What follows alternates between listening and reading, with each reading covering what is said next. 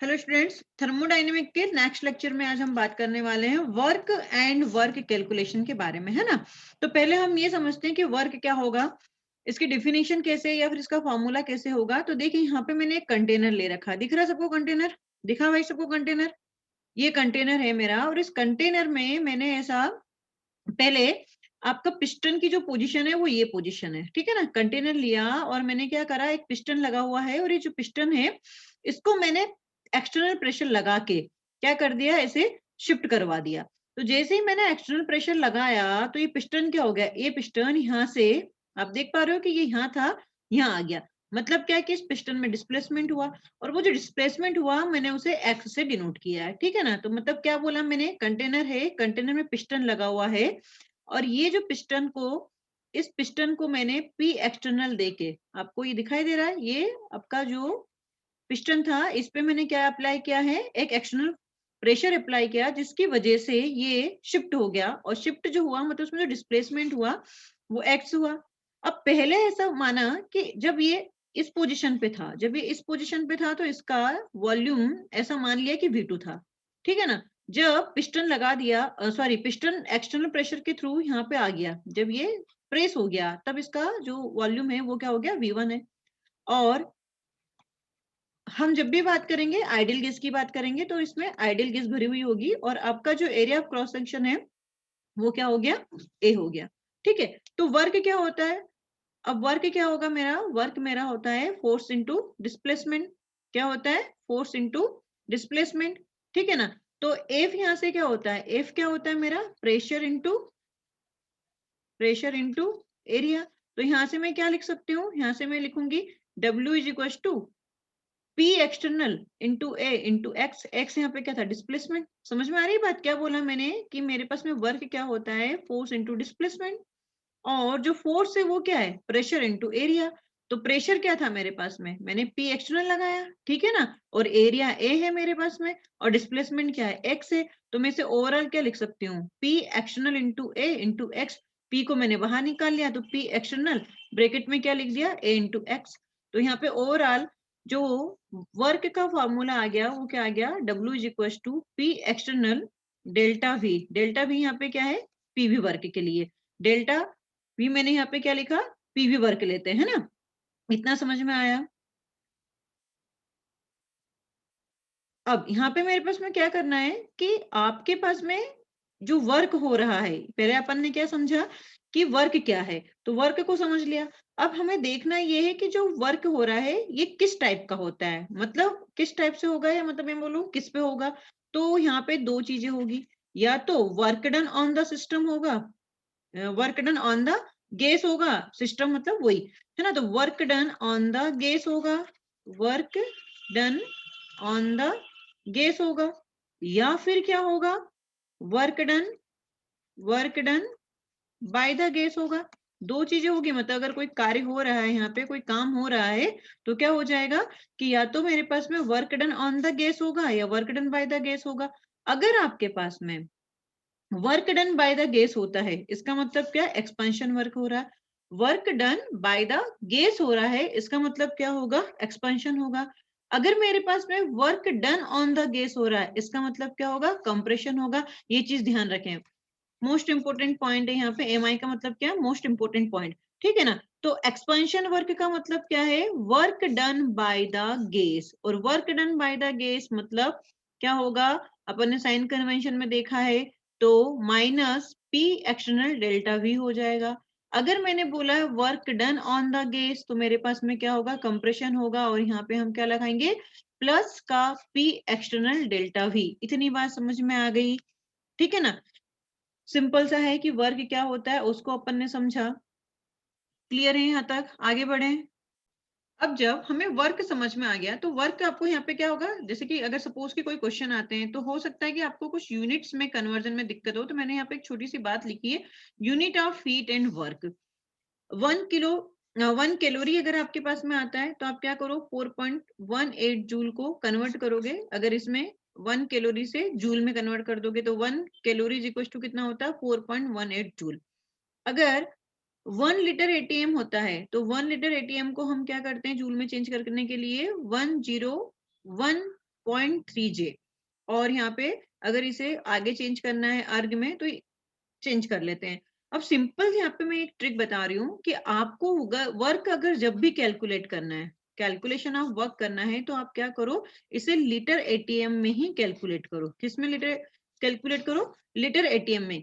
जब आप litre ATM में कैलकुलेट कर लोगे और उसे हमें अगर जूल में करना है तो इंटू 100 कर देंगे तो जूल में आ जाएगा, है ना? क्या हो जाएगा? जूल में आ जाएगा। तो इससे यहाँ पे क्या हो जाएगा कि बार बार आपको ये कंफ्यूजन नहीं होगा कि आपको क्वेश्चन को किस में सॉल्व करना है। तो लीटर एटीएम ही आप मान के चलो, ताकि हमारे फार्मूलाज में आगे सारी की सारी चीजें, स्टैंडर्ड चीजें यूज हो जाए। तो देखिए यहाँ पे एक क्वेश्चन लिख रही हूं मैं। क्वेश्चन है मेरे पास में, when 1 mole gas expands, when 1 mole gas expand from 1 liter to 5 liter against constant atmospheric pressure, calculate work। ठीक है, तो आप क्या करोगे? आपके पास में यहाँ पे क्वेश्चंस को ध्यान से पढ़ेंगे तो क्वेश्चन ध्यान से पढ़ने पर हमें समझ में आ रहा है कि एक्सपांड की बात कर रहा है, एक्सपांशन की बात कर रहा है। तो अभी थोड़ी देर पहले मैंने आपको बताया कि एक्सपांशन का मतलब क्या होगा? एक्सपांशन का मतलब होगा work done by the system. और अगर work done by the system होगा, work done by the system मतलब गैस, है ना? तो पी एक्सटर्नल आपको कितना दे रखा है? 1 एटीएम दे रखा है। डेल्टा वी आपका क्या हो जाएगा? V2 minus V1 that is 5 minus 1 4 हो गया। तो W का फॉर्मूला क्या है मेरे पास में? Minus P external delta V, है ना? तो P एक्सटर्नल कितना है हमारे पास में? 1 एटीएम। तो यहाँ से हम क्या रखेंगे? माइनस, क्योंकि आपके पास में फॉर्मूले में माइनस है, तो माइनस 1 इंटू वॉल्यूम डेल्टा भी कितना हो गया? 4। तो हमारे पास में कितना आ जाएगा? Minus 4 litre ATM. ये हमारा वर्क आ गया, है ना? आसान। तो बस कितना ध्यान रखना है, लैंग्वेज का हमें ध्यान रखना है कि क्या बोला है क्वेश्चन में। अब देखिए कि हमारे पास में हमने नेक्स्ट, अब इसके पहले वीडियो लेक्चर में मैंने आपको पढ़ाया है, क्या पढ़ाया? First law of thermodynamics. और उस फर्स्ट लॉ ऑफ थर्मोडायनेमिक्स से ही हमें यहाँ पे calculation of delta U, Q and W V करना है according to first law of thermodynamics. क्या बोला मैंने कि हमने जो अभी नेक्स्ट वीडियो लेक्चर में, सॉरी लास्ट वीडियो लेक्चर में जो पढ़ा है, उसी का हमें यहाँ पे एप्लीकेशन पार्ट उठाना है। तो देखिए मेरे पास में हम बोल सकते हैं कि conclusion from first law of thermodynamic. यहाँ पे FLOT लिखा है, इसका मतलब क्या होता है? First law of thermodynamic. अब देखिए वन बाय वन चीज बड़े ही ध्यान से समझना है। सबसे पहले हम बात करेंगे आइसोथर्मल के लिए। किसके लिए बात करेंगे? आइसोथर्मल। आइसोथर्मल मतलब वहां पे क्या था? डेल्टा टी आपका क्या होता है? 0 होता है। तो हम जानते हैं कि अकॉर्डिंग टू फर्स्ट लॉ, हमें पता है, हमें अकॉर्डिंग टू फर्स्ट लॉ आपका डेल यू कितना होता है? अकॉर्डिंग टू फर्स्ट लॉ हमारे पास में delta U is equal to होता है क्यू प्लस डब्ल्यू। अब आइसोथर्मल है तो delta T is equal to कितना हो गया? 0। और अगर ये 0 हो गया तो मेरे पास में इंटरनल एनर्जी मैंने बता रखी है कि डेल यू भी क्या होती है? इसके लिए 0 होती है आइसोथर्मल के लिए। तो आप इसमें जरा फॉर्मूले में डेल यू की वैल्यू क्या रखो? 0 रखो। तो हमारे पास में 0 is equal to Q plus W. तो क्यू इज इक्वल टू क्या हो जाएगा? Minus W. ठीक है ना? आप ऐसा का ऐसा फॉर्मूला याद रखें। यहाँ पे Q इज इक्वल टू क्या हो जाएगा? Minus W. इसका मतलब क्या है? Q is equal to minus W का क्या मतलब है? कि भैया जो हीट एब्जॉर्ब हो रही है, जो हीट एब्जॉर्ब हो रही है, वो सारी की सारी हीट आपका वर्क करने में यूज हो गई है। क्या मेरी बात समझ में आई? कि Q is equal to minus W का क्या मतलब है? कि जो हीट एब्जॉर्ब हो रही है, जो हीट एब्जॉर्ब हो रही है, वो सारी की सारी किसमें चेंज हो रही है? आपका वर्क करने में सारी की सारी हीट यूज हो गई है। इसका मतलब ये होता है। आइसोबारिक, आइसोबारिक में हमें पता है कि डेल्टा पे इज इक्वल टू कितना होता है? 0 होता है। ठीक है ना? और यहाँ पे मेरे पास में del U is equal to Q plus W से मैं देखूं तो ऐसे ना, क्यू 0 होता है ना, डब्ल्यू 0 होता है ना, डेल यू 0 होता है इसके लिए। तो आपके लिए यही फॉर्मूला यूज होगा, इसमें कुछ भी 0 नहीं होगा। तो ये तो बड़ा ही आसान था। ठीक है ना। तो आइसोथर्मल के लिए, आइसोबारिक के लिए समझ में आया। अब चलते हैं आइसोकोरिक की तरफ के आइसोकोरिक के मामले में क्या हो जाएगा यहाँ पे। तो देखिए आइसोकोरिक के लिए, आइसोकोरिक में हमें पता है कि डेल यू जीरो होगा। अब डेल यू जीरो होगा इसका मतलब क्या है कि भैया हमारे पास में पिस्टन मूव ही नहीं कर रहा है। जैसे कि मैंने बताया था ना कि वर्क के लिए हमें क्या करना होता है, जो पिस्टन होता है उसे एक्सटर्नल प्रेशर लगा के, एक्सटर्नल प्रेशर लगाया तो मूव हो गया। तो जब मेरे पास में ये पिस्टन मूव ही नहीं करेगा तो डेल यू कितना हो जाएगा, जीरो हो जाएगा। ठीक है ना। और इसे ही हम ऐसे सिस्टम को क्या बोलते हैं, रिजिड सिस्टम या रिजिड कंटेनर बोलते हैं। ये बिल्कुल एकदम चेंज ही नहीं होता, चाहे आप कितना भी प्रेशर लगा लें, इसमें वॉल्यूम चेंज ही नहीं होगा, है ना। तो इस केस में हमारे पास में जो फॉर्मूला है वर्क का, पी एक्सटर्नल डेल वी, तो डेल वी आपका अगर जीरो हो गया तो डब्ल्यू क्या हो गया, जीरो हो गया। बहुत ही ध्यान से यहाँ पे ध्यान रखना कि P external W equal to minus P external into delta V होता है। अगर मैं बोल रही हूँ कि डेल वी जीरो हो गया तो डेल वी जीरो हो गया, मतलब ये पूरे टर्म जीरो हो गई, मतलब डब्ल्यू इक्वल टू क्या हो गया यार, जीरो हो गया। ठीक है ना। अब देखिए del U equal to Q plus W, तो यहाँ पे डब्ल्यू मैंने क्या लिखा है, जीरो हो गया। तो ध्यान से देखना कि मैं किसके रिस्पेक्ट में बात कर रही हूँ, वॉल्यूम के रिस्पेक्ट में बात कर रही हूँ। तो मैं यहाँ पे क्या Q is equal to Q V नहीं लिख सकती हूँ क्या, मैं इसके Q को क्यू भी नहीं लिख सकती हूँ, बिल्कुल लिख सकती हूँ, क्योंकि यहाँ पे मेरे पास में वॉल्यूम के टर्म्स में बात की जा रही है। तो अब यहाँ पे del U is equal to क्या हो जाएगा, क्यू वी हो जाएगा। Del u is equal to कितना हो जाएगा, क्यू वी हो जाएगा। क्या मेरी बात समझ में आई, क्योंकि w तो आपका क्या था, del u is equal to Q plus W. अगर w जीरो हो गया मेरा तो बचेगा क्या, सिर्फ q बचेगा। तो del u is equal to क्या होगा, q। और किसके रिस्पेक्ट में, वॉल्यूम के रिस्पेक्ट में बात कर रही हूँ मैं, कि मैंने क्या कर रखा है, कांस्टेंट वॉल्यूम ले रखा है। तो कांस्टेंट वॉल्यूम ले रखा है तो मतलब मैं इसे क्यू वी लिख सकती हूँ। तो क्यू वी एग्जैक्टली यहाँ पे क्या है, क्यू वी मेरा है हीट एट कांस्टेंट वॉल्यूम। क्या है, heat at constant volume.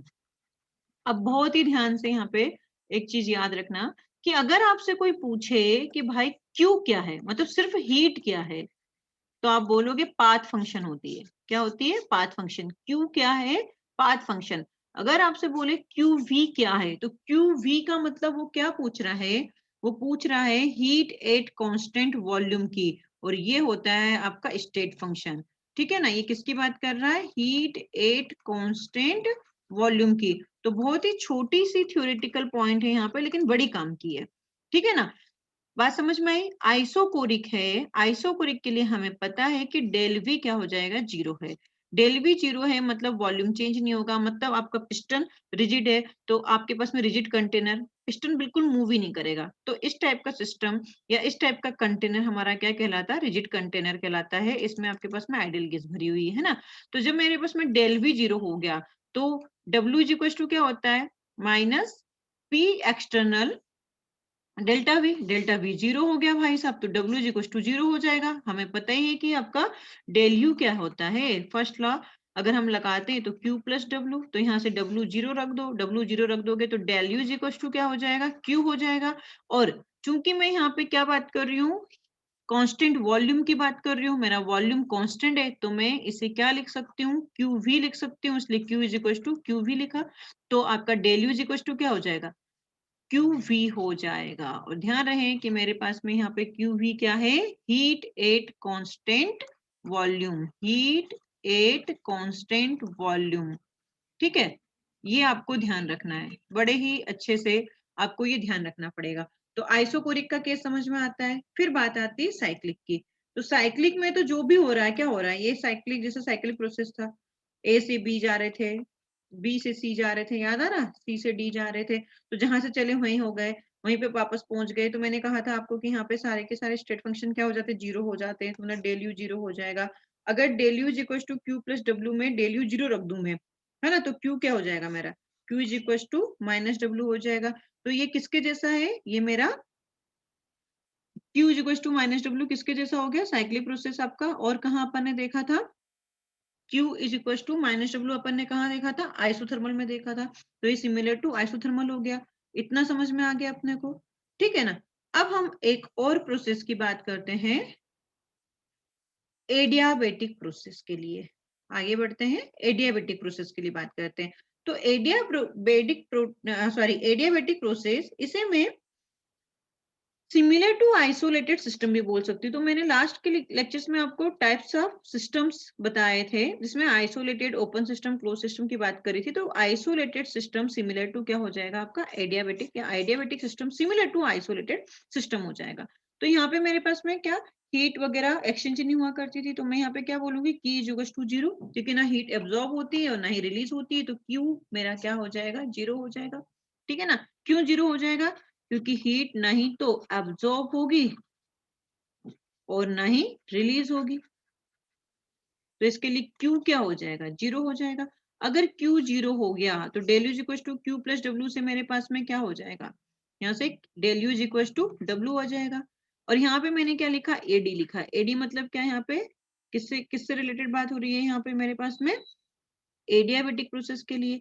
Again यहाँ पे चीज ध्यान रखनी है हमें कि Q इज इक्वल टू 0, तो मैं यहाँ पे W इज इक्वल टू क्या लिख सकती हूँ, WAD। क्या मेरी बात यहाँ से समझ में आई? अगर मेरे पास में Q 0 हो गया तो फॉर द एडियाबेटिक प्रोसेस मैं यहाँ पे क्या लिखूंगी, यहाँ पे मैं लिखूंगी W is equal to WAD, जैसे वहां पे अपन ने Q is equal to QV लिखा करते थे, वही बात है।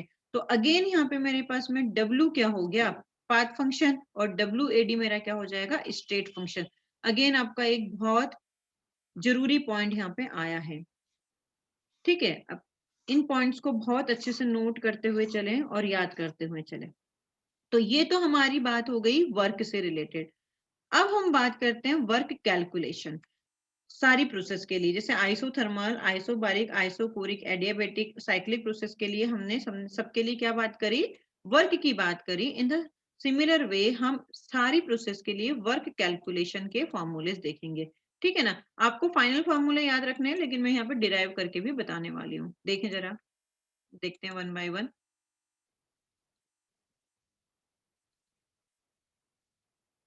एक सेकेंड,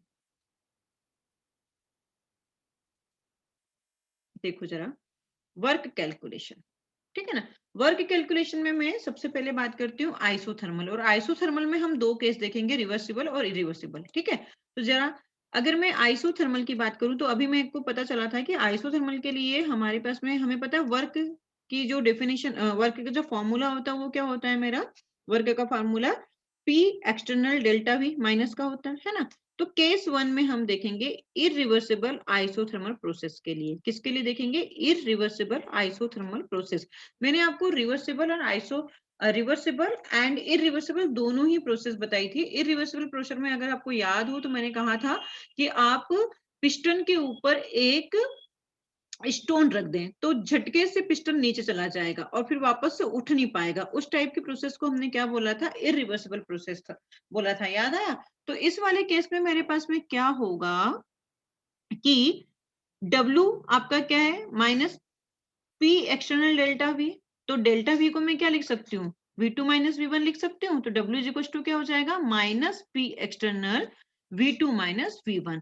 अब अकॉर्डिंग टू PV बराबर nRT मैं यहाँ पे क्या लिख सकती हूँ, मेरे पास में V को कैलकुलेट कर, तो V इज इक्वल टू क्या हो जाएगा मेरा, V इज इक्वल टू मेरा हो जाएगा nRT अपॉन P। तो अगर मैं यहाँ पे इसे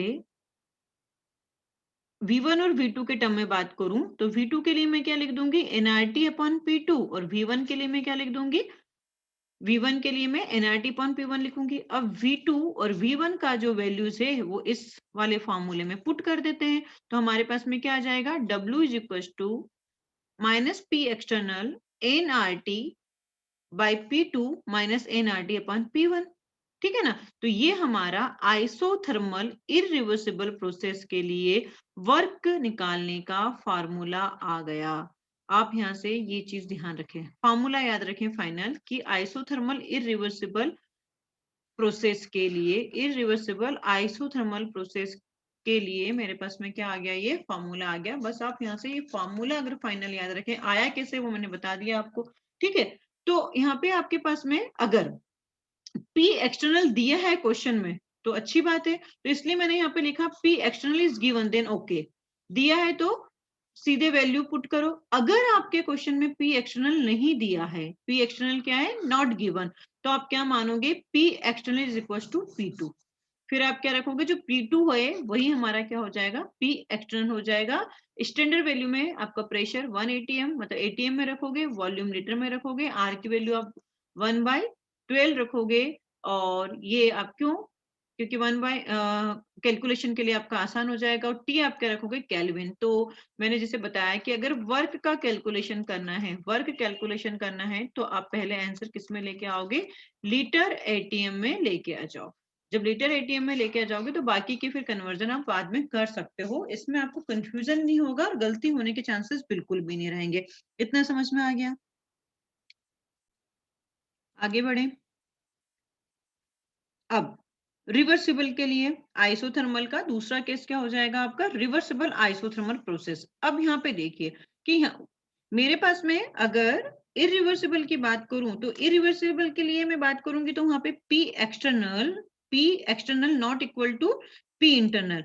are you getting my point? अगर मैं इरिवर्सिबल की बात करूं तो इरिवर्सिबल के लिए क्या हो जाएगा, P external is not equal to P internal.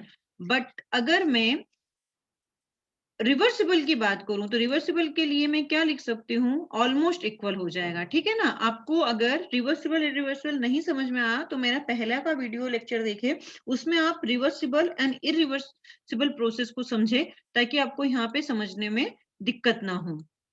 तो मेरे पास में यहाँ पे इरिवर्सिबल आइसोथर्मल जो प्रोसेस है उसके लिए मैं पी एक्सटर्नल पी इंटरनल को इक्वल नहीं मान सकती हूँ। लेकिन अगर मेरे पास में रिवर्सिबल आइसोथर्मल प्रोसेस है तो इसके लिए तो हम क्या कर सकते हैं बच्चों, इसके लिए तो हम बिल्कुल बोल सकते हैं कि P external is almost equal to P internal. आपको याद है कि मेरे पास में जो मैंने यहाँ पे पिस्टन लिया था, उस पिस्टन पे, इस पिस्टन पे हमने धीरे धीरे सेंड के पार्टिकल्स डाले थे, है ना, सेंड पार्टिकल्स डाले थे और इसमें आइडियल गैस भरी हुई थी। तो जब आप सेंड पार्टिकल डाले थे तो मैंने बताया था कि ये अगर इसे धीरे धीरे ऐसे स्लोली स्लोली इसे धक्का मारेगा तो गैस की पार्टिकल्स को भी इस पिस्टन को ऊपर धक्का मारने में के लिए क्या हो जाएगा, मौका मिल जाएगा। तो हो सकता है कि ऊपर से ये इतना खसक रहा हो तो नीचे से ये इतना खसका रहा हो। तो वही चीज है कि यहाँ पे ऑलमोस्ट क्या हो जाता है, मतलब इक्विलिब्रियम की कंडीशन तो नहीं, बट हम बोल सकते हैं कि ऑलमोस्ट इक्विलिब्रियम की कंडीशन है, इसलिए रिवर्सिबल आइसोथर्मल प्रोसेस जैसे बोला गया है। तो डब्ल्यू क्या हो जाएगा यहाँ पे, minus P external delta V. तो P external is equal to क्या हो जाएगा, पी इंटरनल।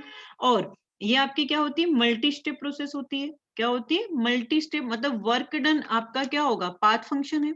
और अगर पाथ फंक्शन है तो हर एक स्टेप में जो वर्क आपका आएगा उसे मुझे ऐड करना पड़ेगा। और अगर ऐड करना पड़ता है तो मुझे यहाँ पे क्या करना पड़ेगा, इंटीग्रेशन, मतलब आपको इंटीग्रेट करना पड़ेगा। और इंटीग्रेशन करना पड़ेगा तो फिर P external is equal to के P इंटरनल के लिए हम यहाँ पे निकालेंगे वर्क, कहाँ से कहाँ तक गए हम, V1 से V2 जाएंगे तो minus P ln delta V। तो PV बराबर nRT से हमारे पास में ये क्या हो जाएगा, work is equal to minus, integrate कर रहे हैं हम कहाँ से, V1 से V2, तो nRT upon V del V। इसको सोल्व करेंगे हम तो W is equal to minus nRT V1 V2, तो del V upon V। Limit लगा देंगे तो W इज इक्वल टू क्या हो जाएगा, minus nRT ln V V1 से V2। देखिए यहाँ पे सॉल्व कर लो लिमिट लिमिट लगा के, ये मैंने लिमिट लगा के सॉल्व करा, ln V2 minus ln V1। तो यहाँ पे क्या हो जाएगा, W is equal to minus nRT ln V2 upon V1 हो जाएगा। तो अब ये सब कहानी तो आई, लेकिन आपको फाइनल जो फॉर्मूला है वो इसको सोल्व करने के बाद में जो आया है। अब अगर मुझे ln हटाना है तो मुझे क्या करना पड़ता है, 2.303 लिखना पड़ता है। तो मैंने यहाँ पे सिर्फ 2.3 लिखा है ना, तो ये मेरा W इज इक्वल टू क्या हो जाएगा, minus 2.3 nRT log 10 V2 upon V1। It's my final formula. ठीक है ना? ये आपको आइसोथर्मल रिवर्सिबल प्रोसेस के लिए ये फाइनल फार्मूला याद रखना है। कैसे आया नहीं याद रहेगा चलेगा, लेकिन क्या आया है ये आपको याद रखना है। ठीक है ना? अब अगर मैंने यहाँ पे V2 अपॉन V1 लिखा है यार, तो अगर मुझे विद रिस्पेक्ट टू प्रेशर की बात करनी हो तो मैं यहाँ पे क्या कर दूंगी, P1 अपॉन P2 कर दूंगी। तो वही मैंने यहाँ पे लिख रखा है। ठीक है, तो आप यहाँ से ये दोनों ही फॉर्मूले, इस फॉर्मूले को याद रखो, इसमें V2 अपॉन V1 है तो हमारे पास में इसका अपोजिट हो जाएगा P1 अपॉन P2। किससे? V2 upon V1 is equal to P1 upon P2 से ही। तो यहाँ से मेरे पास में ये दो फार्मूलाज जो निकल के आए हैं, ये इसमें से आप एक याद रखो, दूसरा अपने आप याद हो जाएगा, ठीक है ना। और हर एक फार्मूले को आप यहाँ पे क्या करोगे, लास्ट में सारा कंक्लूड करके लिखोगे एक साथ। आगे बढ़े, अब बात करते हैं आइसोबारिक के लिए। यार आइसोबारिक का केस तो काफी आसान है। आइसोबारिक केस में मेरे पास में डब्ल्यू इज इक्वल टू क्या है, minus P external delta V. तो यहाँ से external P external delta we V2 minus V1 हो जाएगा। तो ये आ गया आपका आइसोबारिक के लिए, इसमें कोई टेंशन वाली बात नहीं है, ठीक है।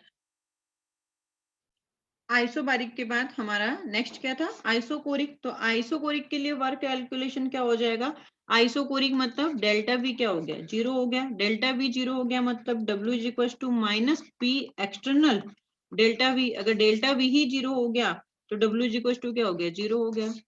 काफी आसान, ठीक है ना।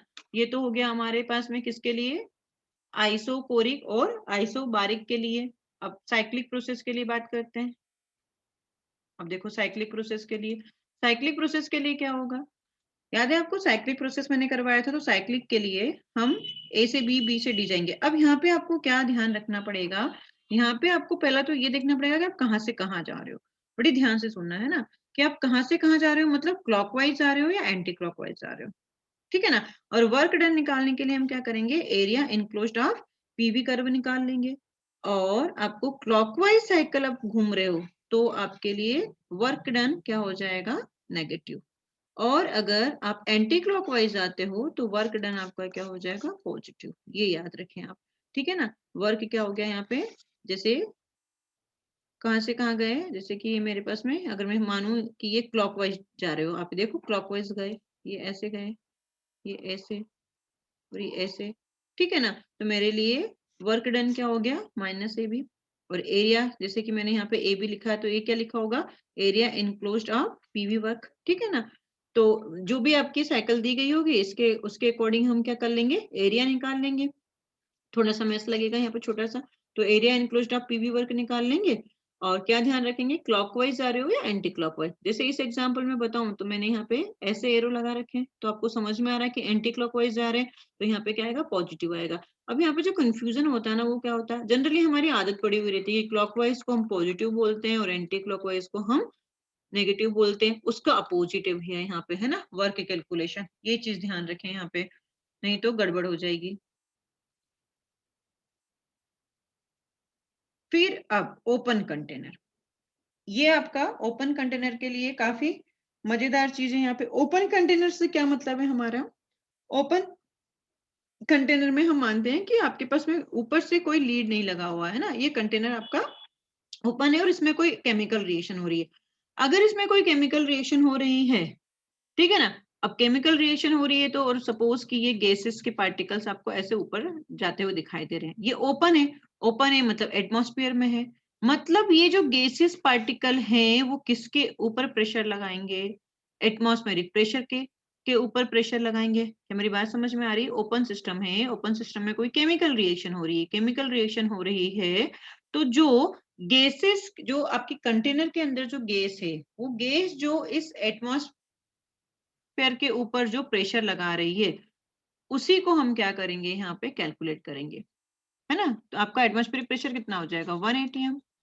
और इस प्रेशर के अगेंस्ट जो गैस वर्क कर रहा है उसी को हम यहाँ पे निकालते हैं। एक बार फिर से बता रही हूँ क्या है, कि कोई केमिकल रिएक्शन हो रही है ओपन कंटेनर में, और ओपन कंटेनर है तो यहाँ पे क्या एटमॉस्फेयर की बात हो रही है, पूरा एटमॉस्फेयर है। और एटमॉस्फेयर मतलब 1 atm प्रेशर है यहाँ पे, है ना। तो ये जो प्रेशर है 1 atm प्रेशर, इस प्रेशर के अगेंस्ट जो कंटेनर से निकलने वाली गैस है वो जो वर्क कर रही है उसी को हमें यहाँ पे निकालना होता है। मेरी बात समझ में आ गई, कि इस प्रेशर के अगेंस्ट मतलब 1 atm प्रेशर के अगेंस्ट जो गैस वर्क कर रही है उसी को हमें यहाँ से कैलकुलेट करना होता है। तो W इज इक्वल टू क्या है यहाँ पे, minus P external delta we, है ना। तो हमें पता है कि यहाँ पे आपका जो पी एक्सटर्नल है मतलब एक्सटर्नल प्रेशर क्या हो गया, 1 atm हो गया। तो मेरे पास में डब्ल्यू इक्वल टू कितना हो जाएगा, माइनस डेल्टा वी। और डेल्टा वी मतलब यहाँ पे मैं क्या लिख सकती हूँ इसको, डेल्टा NG/RT। क्यों? क्योंकि मेरे पास में यहाँ पे अभी जो रिएक्शंस होगी केमिकल रिएक्शन वो डिपेंड करती है ना कि डेल्टा NG क्या है उसका। तो इसलिए मैं यहाँ पर डेल्टा NG लिख रही हूँ, तो PV बराबर nRT से हम यहाँ पे P को P इंटू डेल V लिखेंगे और N को हम क्या लिखेंगे, डेल्टा NG लिखेंगे RT। तो 1 delta V is equal to क्या हो गया, मतलब ये कहाँ से आया आपको पता है, डेल्टा NG इंटू RT और delta V is equal to delta NG RT। तो कुछ नहीं, आप ये देखो कि केमिकल रिएक्शन हो रही है और उस केमिकल रिएक्शन में मोल्स चेंज हो रहे होंगे ना भैया, मोल्स तो कांस्टेंट होंगे नहीं। दैट्स व्हाई यहाँ पे हम अकॉर्डिंग टू आइडियल कंडीशन यहाँ पे क्या हो जाएगा हमारे पास में आइडियल गैस इक्वेशन से ये आ जाएगा डेल्टा NG इंटू RT। तो W is equal to delta NG RT minus का, यहाँ से ये वाला ओपन कंटेनर के लिए ये फार्मूला अपने को याद रखना है। अब जरा देखिए एक शानदार क्वेश्चन यहाँ पे दिखाई दे रहा है सभी को। क्वेश्चन कहता है 2 mole of Zn is dissolve in HCl।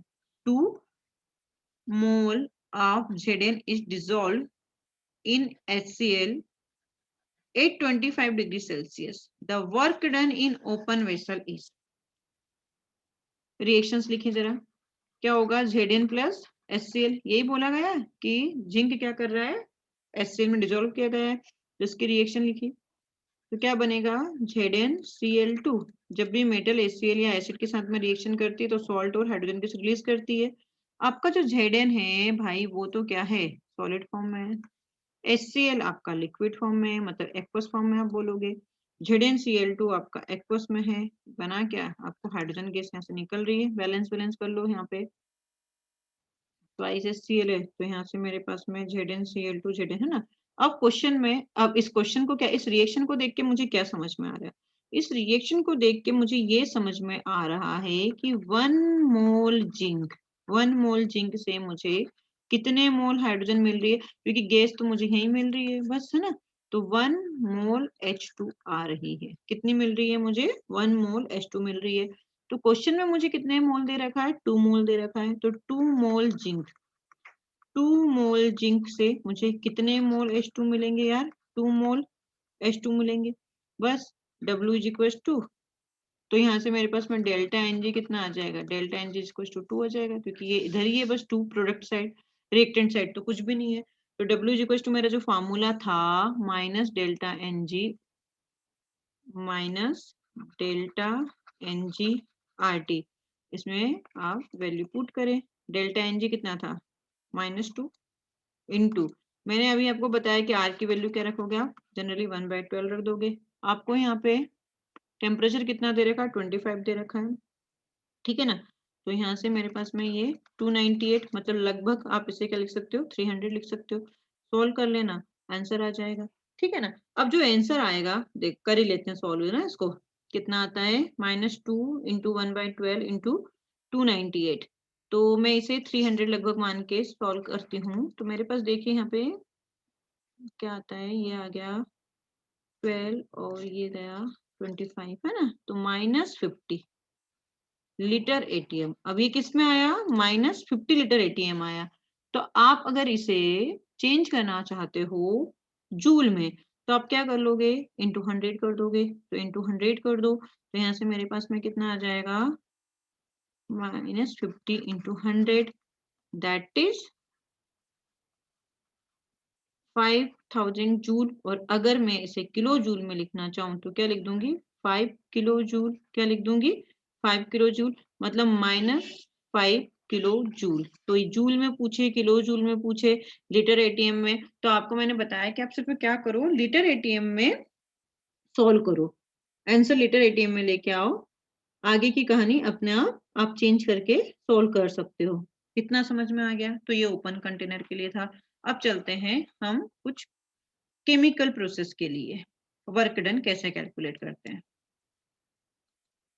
Note करते जाना साथ में। चलो, ये तो ओपन कंटेनर तो हो गया था मेरा केमिकल प्रोसेस।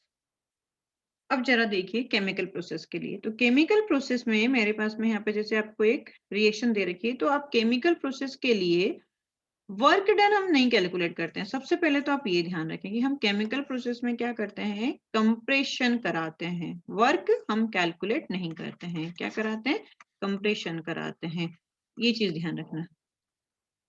कंप्रेशन कराते हैं। अब देखो होता क्या है कि कंप्रेशन कराते हैं पहला, और इसका मतलब क्या है कि work done on the system हो रहा है या बाय द सिस्टम हो रहा है, ये हम चेक करते हैं।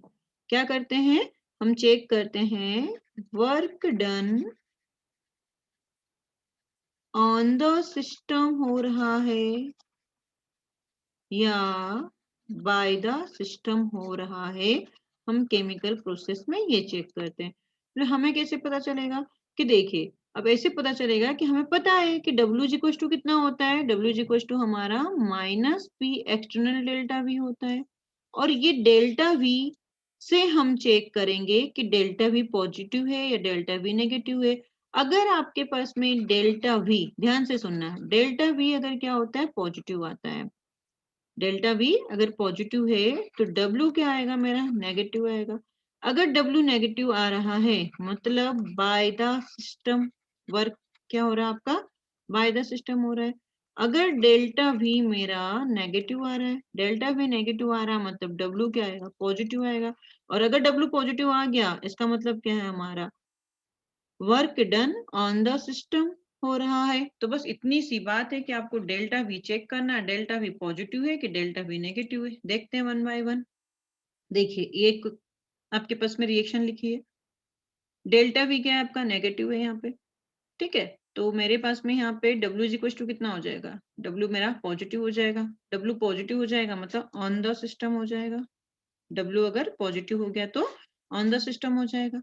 इस रिएक्शन के लिए अगर मैं बात करूं तो डेल्टा V क्या होगा, पॉजिटिव होगा। डेल्टा V पॉजिटिव है तो मेरे पास में W क्या हो जाएगा, नेगेटिव हो जाएगा। नेगेटिव हो गया मतलब बाय द सिस्टम हो रहा है। यही मुझे चेक करना है कि वर्क ऑन द सिस्टम हो रहा है या बाय द सिस्टम हो रहा है। काफी आसान है।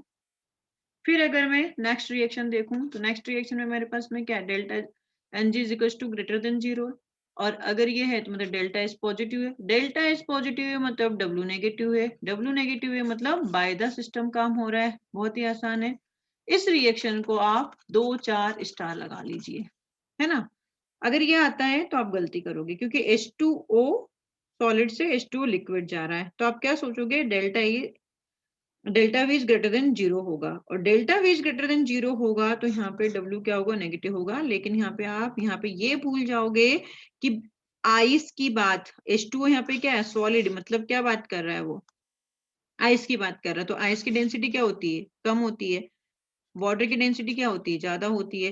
तो इसलिए मेरे पास यहाँ पे delta H is less than 0 है। मतलब क्या है, मेरे पास में डेल्टा एच बोल दिया मैंने, डेल्टा वी होगा यहाँ पे।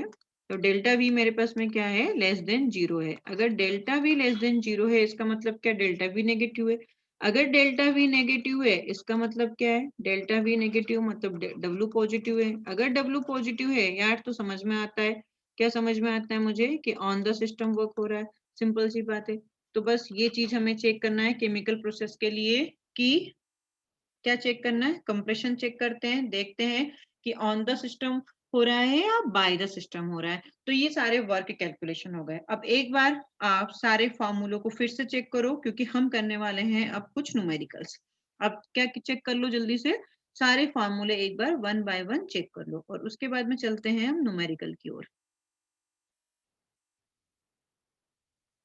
देखिए ये एक न्यूमेरिकल है हमारे सामने। इस न्यूमेरिकल को अच्छे से ध्यान से पहले पढ़ो। पढ़ लिया? क्या कहता है ये, a gas occupies 2 liter at STP. It is provided 300 joule of heat so that volume becomes 2.5 liter at 1 atm. Find delta U in joule. ठीक है, a gas occupies 2 liter at STP. It is provided 300 joule. अगर आप इसे provide कर रहे हो तो मतलब Q सबसे पहले आपको सोचना पड़ेगा। Q क्या आएगा, पॉजिटिव। पॉजिटिव मतलब 300 जूल हो जाएगा। V इनिशियल आपको कितना दे रखा है, 2 लीटर। V फाइनल आपको कितना दे रखा है, 2.5 लीटर। 2.5 लीटर, ठीक है ना। P external P external, a gas occupied 2 liter STP, it is provided 300 joule of heat so that volume become 2.1 liter at 1 atm. तो P external आपको कितना दे रखा है, 1 atm दे रखा है। बस अब क्या करो, अब फटाक से फार्मूला सोचो कि कौन सा फार्मूला लगेगा। तो फार्मूला मेरे पास में यहाँ पे कौन सा लगेगा, अगर ये सोच लेते हो तो काफी जल्दी से हमारा क्वेश्चन का आंसर यहाँ पे आने वाला है।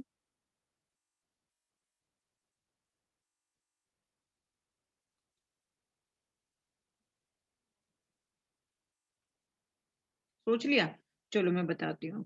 W इज इक्वल टू क्या है, minus P external delta V। अरे जब मैंने आपको V फाइनल माइनस इनिशियल मतलब V फाइनल बोला, इनिशियल बोला, तो ये आपको समझ में आ जाना चाहिए कि P external into delta V। तो यहाँ पे P एक्सटर्नल कितना दे रखा है भाई, -1 का दे रखा है। यहाँ पे मेरे पास में V फाइनल क्या था, V फाइनल आपके पास में था 2.5, तो इसको आप लिखें 2.5 -2। बस अब इसे क्या करो, कैलकुलेट कर लो, तो आपके पास में क्या आ जाएगा, W आ जाएगा। इसे जब मैं कैलकुलेट करती हूँ तो मेरे पास में W आता है 0.5 लीटर एटीएम। आया आपका भी। और अगर मुझे इसे चेंज करना है किसमें, जूल में, तो मैं क्या करूंगी, 100 से इंटू कर दूंगी। तो 0.5 इंटू 100 कर दो, तो ये मेरा जूल में आ जाएगा, मतलब 50 जूल माइनस 50 जूल हो गया। ठीक है ना, माइनस लगा लेना, -50 जूल हो गया। तो ये तो मेरा डब्ल्यू आ गया। अब मुझे del U is equal to Q plus W से, है ना, डब्ल्यू आ गया है, क्यू मेरा पता है, तो डेल यू भी निकाल लेंगे हम। तो यहाँ से मेरे पास में del U is equal to कितना हो जाएगा, 300 minus 500 is equal to, sorry 50 है ना, इज इक्वल टू कितना हो जाएगा, 250 जूल। तो बस यही आपसे पूछा गया था, delta you in joule. Clear. तो ये था आपका एक छोटा सा क्वेश्चन। एक दो क्वेश्चन और देख लेते हैं। एक और क्वेश्चन देखो जरा। क्वेश्चन क्या कह रहा है, पहले क्वेश्चन को पढ़ो, लैंग्वेज को अच्छे से समझो, उसके बाद ही हम यहाँ पे क्वेश्चन को अच्छे से सॉल्व कर पाएंगे। तो मेरा एक ही रिक्वेस्ट है कि जब भी क्वेश्चन आता है तो क्वेश्चन को बहुत ही ध्यान से पढ़ने का पहले, है ना, उसी के बाद सॉल्व करने का। पढ़ लिया क्वेश्चन अच्छे से, देखो। 2 moles of an ideal gas at 2 atm and 27 degrees Celsius is compressed isothermally to 1/2 of its volume by constant pressure of 4 atm. Find W, Q and delta U। ठीक है। अब मैं सबसे पहले आपको यहाँ पे एक चीज बता देती हूँ कि यहाँ पे कंप्रेस्ड की बात की गई है। तो मतलब आप ऐसे सोचोगे कि माइनस P एक्सटर्नल आपको यहाँ पे रखना पड़ेगा। तो प्लीज यहाँ पे ध्यान रखें कि माइनस P एक्सटर्नल मतलब आपको यहाँ पे नहीं देखना है, कुछ भी नहीं सोचना उसके बारे में। क्यों नहीं सोचना है, क्योंकि आपके पास में जो वॉल्यूम है ना, वॉल्यूम जो V2 माइनस V1 है, वो ऑटोमेटिकली उसकी वैल्यू जो रहेगी ना, वो ऑटोमेटिकली इसे प्लस में चेंज कर देगा। तो इसलिए आपको फार्मूले में बताया गया है कि एग्जैक्टली कंप्रेस्ड होता है तो माइनस आता है, और आपका एक्सपांड होता है तो प्लस में आता है। लेकिन आपको यहाँ पे इसके बारे में नहीं सोचना, सिंपली आप जो फॉर्मूला है उससे क्वेश्चन सोल्व करना है। पहली टिप तो यहाँ पे ये है ना कि कंप्रेस्ड जैसे ही दिखता है बच्चों के दिमाग में चलता है कि हाँ माइनस लगाना है, माइनस कंप्रेस्ड आइसोथर्मली लिखा है ना, तो ये चीज अपने को नहीं सोचना है यहाँ पे। अब देखो, एन मतलब 2 मोल्स दे रखे हैं आपके पास में, है ना, मोल्स आपके 2 दे रखे हैं। P1 यहाँ पे कितना दे रखा है, 2 atm। टेम्परेचर 27 डिग्री सेल्सियस से केल्विन में चेंज कर लो, 300 kelvin. P external, P external क्या दे रखा है मुझे, अब यहाँ से आपको दो प्रेशर दे रखे थे, तो आप ये सोचोगे कि यार मेरे पास में P1 किसको मानूं, P एक्सटर्नल कैसे मानूं, क्योंकि 2 moles of an ideal gas 2 atm, जैसे एक 2 atm दे रखा है। तो देखो जैसे यहाँ पे कांस्टेंट प्रेशर बोला है ना, यही मेरा क्या होगा, P एक्सटर्नल होगा। तो P एक्सटर्नल कितना दे रखा है, 4 atm दे रखा है। इतना आ गया समझ में।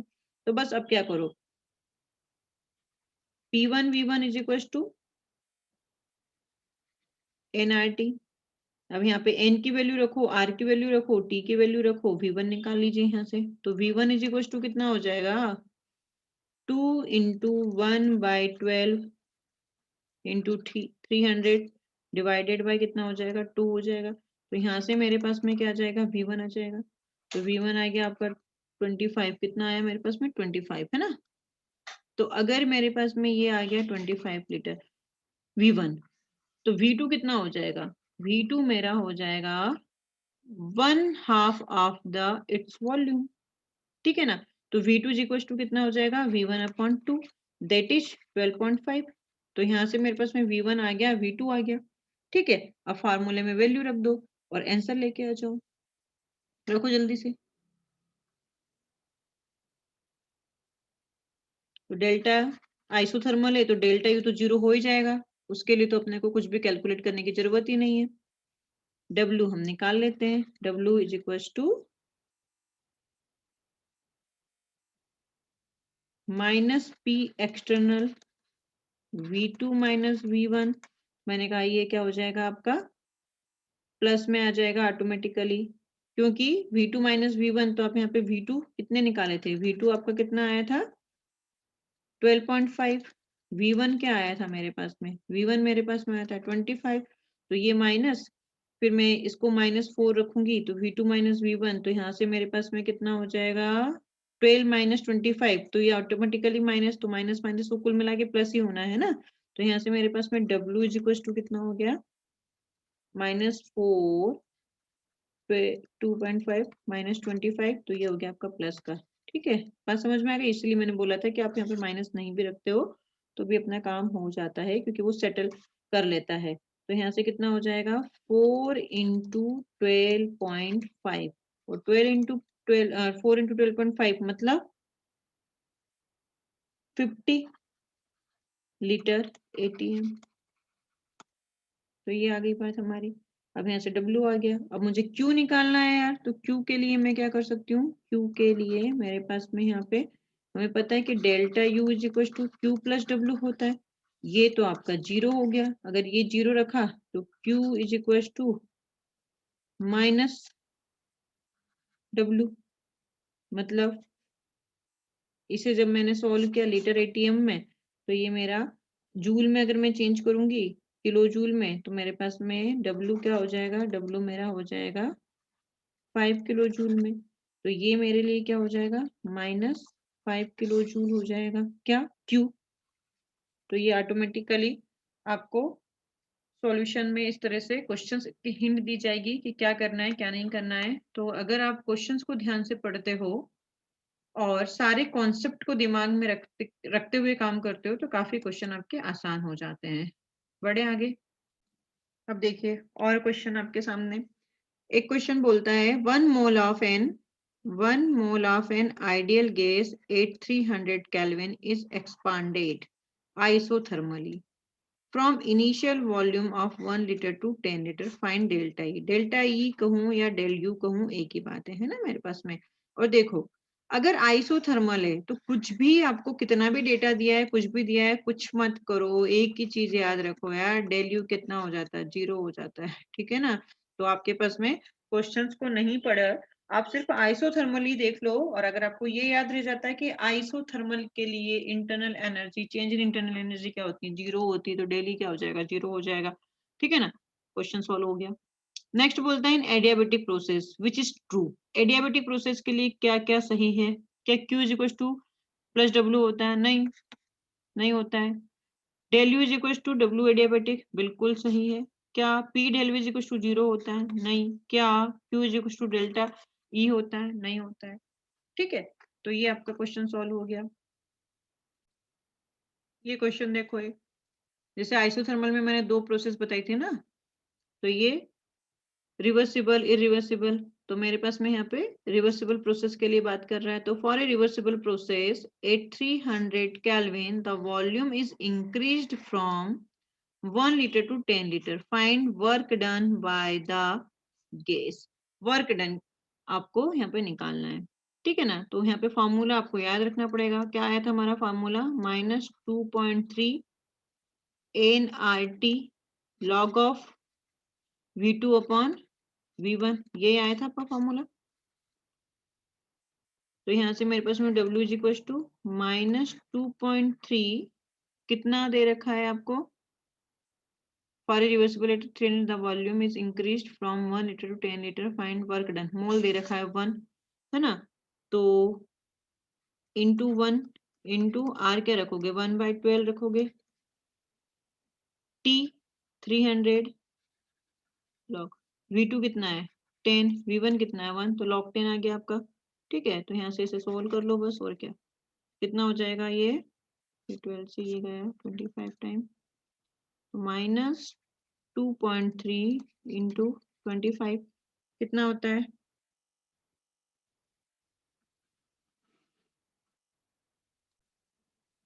कितना आया माइनस 57.5। तो 57.5 मतलब अप्रोक्स आप 57 लेके चलो, तो 57 लीटर ATM। ठीक है ना। अब W निकाल लेते हैं, तो W मेरे पास में क्या -5 सॉरी 57, अच्छा ये W तो निकाला लीटर ATM में, सॉरी तो मैं बोल रही हूँ जूल में निकाल लेते हैं, तो हम यहाँ पे जूल में इंटू 100 कर देंगे यार, तो कितना आ जाएगा, तो ये जूल हो जाएगा, तो मेरे पास में यहाँ पे -5700 जूल आ गया। बस यही मुझे कैलकुलेट करना था, वर्क डन। तो आपको यहाँ पे बस ध्यान क्या रखना है कि क्या क्वेश्चन पूछा गया है और कौन सा फॉर्मूला आपको पुट करना है। अगर आप इतना ध्यान रख लेते हो तो आपके क्वेश्चन काफी आसानी से बन जाते हैं। ठीक है, थैंक यू।